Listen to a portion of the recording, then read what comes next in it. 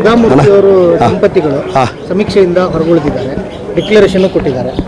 ನನಗೆ ಸುಧಾಮೂರ್ತಿ ಮೇಡಮ್ ಅವ್ರ ಬಗ್ಗೆ ಅಪಾರವಾದ ಗೌರವ ಇದೆ. ನಮ್ಮ ಕನ್ನಡದ ಹೆಣ್ಣು ಮಗಳು, ಅದರಲ್ಲಿ ಎರಡನೇ ಪ್ರಶ್ನೆ ಇಲ್ಲ. ಆದರೆ ಮೇಡಮ್ ಅವರು ನಿನ್ನೆ ಹೇಳಿಕೆ ಕೊಡುವಾಗ BJP ರಾಜ್ಯಸಭಾ ಮೆಂಬರು ಥರ ಮಾತಾಡಿದ್ದಾರೆ. ಮೇಡಮ್ ಏನು ಅಂದರೆ, ಮೇಡಮ್ ಅವ್ರೇನು ಹೇಳಿದ್ದಾರೆ, ನಾವು ಹಿಂದುಳಿದವರಲ್ಲ, ನಾವು ಮುಂದುವರೆದವರು, ನಾವು ಮಾಹಿತಿ ಕೊಡಲ್ಲ ಅಂತ.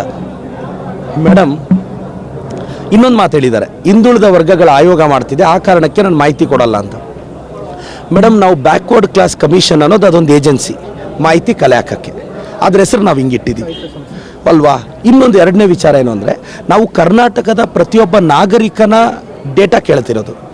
ನೀವು ಮುಂದುವರೆದಿದ್ದೀವಿ ಅಂತಲೇ ಕೊಡಿ, ಹಿಂದುಳಿದಿದ್ದೀರಾ ಅಂತಲೇ ಕೊಡಿ, ಓದಿದ್ರೆ ಓದಿದ್ದೀವಿ ಅಂತ ಕೊಡಿ, ಓದಿಲ್ಲ ಅಂದರೆ ಓದಿಲ್ಲ ಅಂತ ಕೊಡಿ, ಮಾಹಿತಿ ಕೊಡಿ ಅಂದರೆ ನಾವು ಹಿಂದುಳಿದವರಲ್ಲ ಅಂತ ಹೇಳ್ತಾರೆ. ಮೇಡಮ್, ಇನ್ಫೋಸಿಸ್ ನಾರಾಯಣ ಮೂರ್ತಿಯಲ್ಲಿ SC engineers, ST engineers, OBC engineers, ಇವರು ಕಷ್ಟಪಟ್ಟರೆ ಇನ್ಫೋಸಿಸ್ ಸಕ್ಸಸ್ ಆಗಿದ್ದು. ಮೇಡಮ್ ಅವ್ರು ಇಂಥ ಹೇಳಿಕೆ ಕೊಟ್ಟರೆ ಪಾಪ ಅವ್ರ ಸಂಸ್ಥೆಯಲ್ಲಿ ಕೆಲಸ ಮಾಡೋ ಲಕ್ಷಾಂತರ ಜನ ಎಂಪ್ಲಾಯೀಸ್ಗೆ ಏನು ಮೆಸೇಜ್ ಹೋಗುತ್ತೆ? ಮೇಡಮ್, ನಿಮ್ಮ ಬಗ್ಗೆ ನನಗೆ ಇವತ್ತು ವೈಯಕ್ತಿಕ ಇದಿದೆ.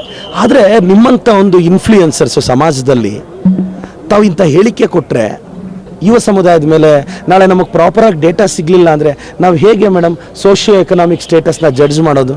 ತಮಗೆ ಗೊತ್ತಿಲ್ವಾ ಮ್ಯಾಮ್? 10 ಜನದಲ್ಲಿ 5 ಜನ ಮಾಹಿತಿ ಕೊಡಲಿಲ್ಲ ಅಂದರೆ ಇನ್ನು 5 ಜನದ ಮಾಹಿತಿ ಇಟ್ಕೊಂಡು ನಾವು ಹೆಂಗೆ ಮೇಡಮ್ ಸ್ಟೇಟಸ್ ಜಡ್ಜ್ ಮಾಡೋದು? ಬೆನಿಫಿಟ್ ಕೊಡೋದು ಹೆಂಗೆ, ರಿಸರ್ವೇಷನ್ ಕೊಡೋದು ಹೆಂಗೆ, ಫೆಸಿಲಿಟೀಸ್ ಕೊಡೋದು ಹೆಂಗೆ?